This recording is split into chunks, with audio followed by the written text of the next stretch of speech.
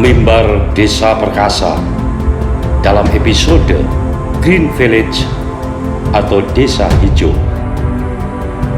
Indonesia adalah negara yang berdaulat dan merdeka, katanya.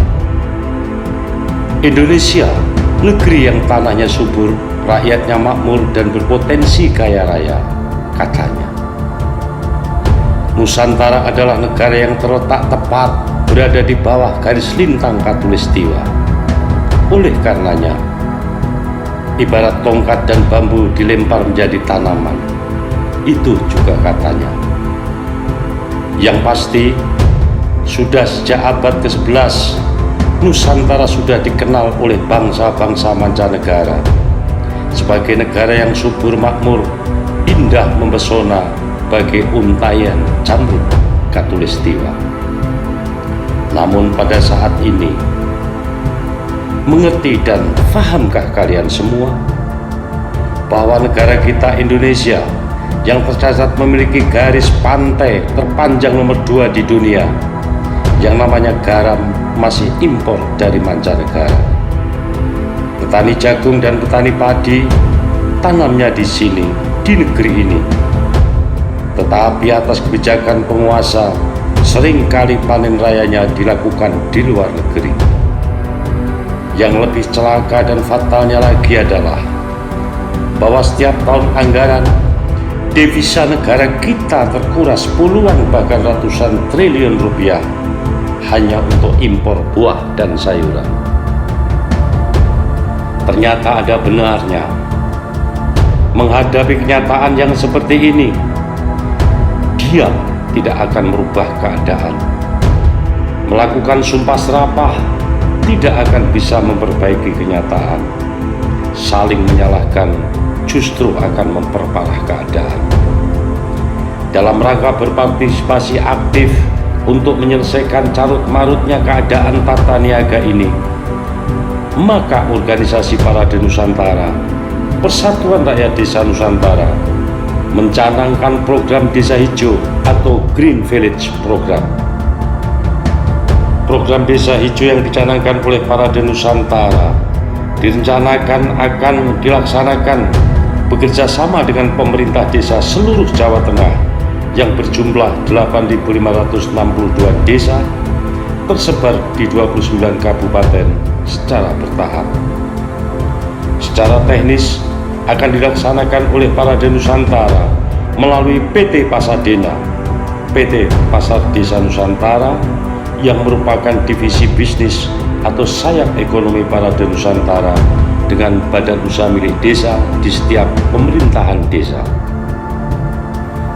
Program Desa Hijau akan memanfaatkan setiap jengkal tanah kosong milik desa yang selama turun-temurun ditelantarkan atau tidak dimanfaatkan.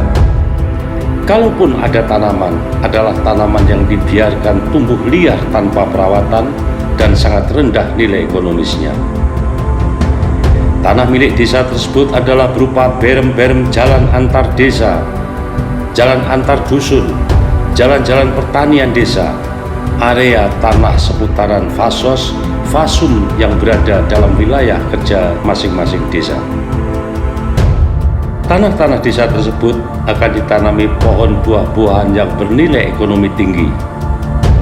Mengenai jenis pohon buah-buahan dan jenis pohon pelindung jalan, tanah-tanah desa tersebut akan ditanami pohon buah-buahan yang bernilai ekonomi tinggi. Mengenai jenis pohon buah-buahan dan jenis pohon pelindung jalan lainnya akan disesuaikan dengan pH tanah di masing-masing desa. Dipandu oleh ahli-ahli dan pakar-pakar pertanian dari Universitas Brawijaya dan IPB serta perguruan tinggi lainnya yang ditunjuk dan bekerja sama dengan Parade Nusantara.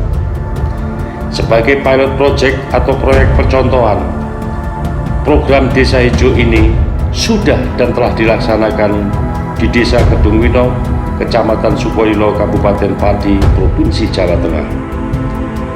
Tanah berupa berem-berem jalan antar dusun, antar desa, jalan-jalan pertanian, area tanah fasos, fasum, berupa seputaran tanah lapangan olahraga desa, sumber-sumber mata air di desa, seputaran tanah makam atau kuburan, bantaran sungai desa, dan lainnya.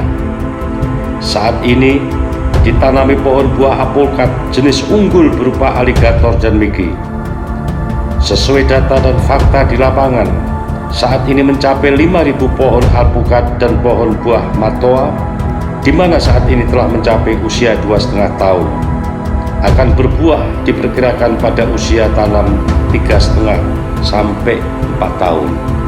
Sebagai perbandingan dan bukti, tanaman pohon buah alpukat yang sudah berhasil berbuah berada di desa Porangparing yang berdekatan atau berbatasan dengan desa Kedung Winong.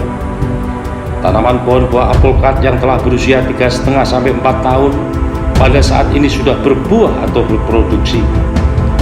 Nilai jualnya setiap batang pohon alpukat setiap tahun panen rata-rata mencapai 1,5 sampai 2 juta rupiah oleh pembeli konsumen atau pedagang lokal. Jika badan usaha milik desa Kedung Winong yang bekerja sama dengan Parade Nusantara saat ini memiliki 5.000 batang pohon alpukat, maka desa Kedung Winong dalam setengah sampai 1 tahun ke depan akan mendapat income bruto 5.000 pohon alpukat kali 1,5 juta sama dengan 7,5 miliar rupiah jumlahnya. Pendapatan asli desa atau PADES setiap tahun untuk desa Kedung Winong akan mencapai miliaran rupiah. Sehingga dana pembangunan pemerintah desa Kedung Winong tidak hanya bergantung lagi pada dana desa atau DD yang bersumber dari APBN. Tidak bergantung lagi pada ADD atau alokasi dana desa yang bersumber dari APBD kabupaten. Akhirnya, tercapailah desa yang mandiri, desa menjadi hijau kembali, sehingga suplai oksigen terpenuhi yang berujung masyarakat desa sehat dan sejahtera. Semua ruas jalan antar desa, antar dusun, dan jalan pertanian desa akan teduh dan nyaman bagi penggunanya.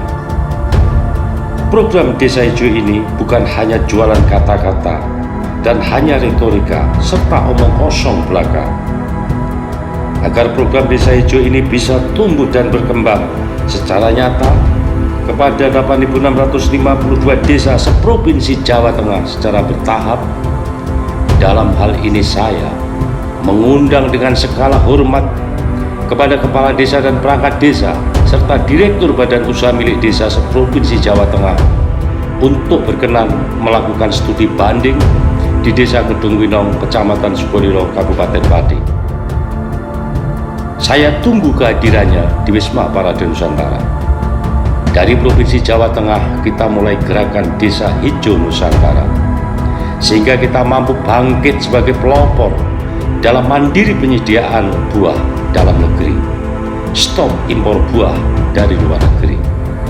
Parade Nusantara terus konsisten membangun desa, memperkokoh kota menuju Nusantara Jaya.